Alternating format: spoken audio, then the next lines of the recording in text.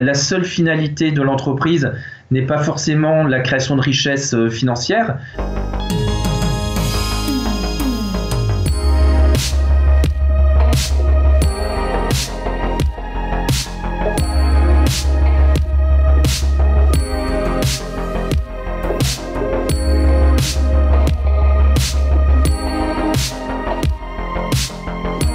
Quand les personnes arrivent chez nous, pour la plupart du temps, elles n'ont jamais vu un pétrin, n'ont jamais participé à des étapes de planification. On a à la fois un rôle d'employeur, bien évidemment dans notre accompagnement, parfois un rôle aussi d'éducateur, parfois un rôle de parent. Clairement, nous, on a de manière très concrète des personnes qui, quand elles arrivent à Pain et Partage, des personnes pour lesquelles aucun employeur ne miserait sur ce profil, parce que ce parcours a été fait d'échecs, de ruptures et de personnes qui sont très très éloignées de l'emploi.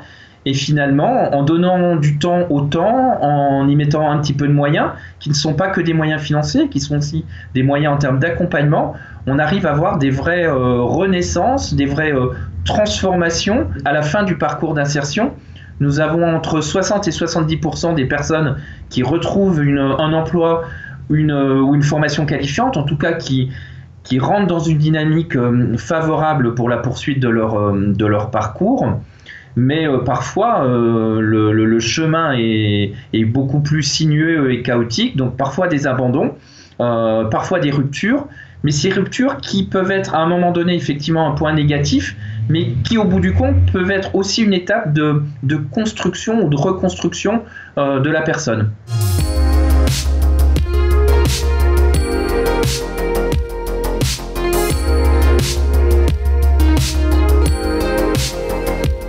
Tous les pains qui sont produits au sein des boulangeries solidaires sont des pains bio, sans additifs chimiques et sans gluten ajouté. Sur l'ensemble de nos boulangeries, on va travailler avec des meuniers et des agriculteurs locaux.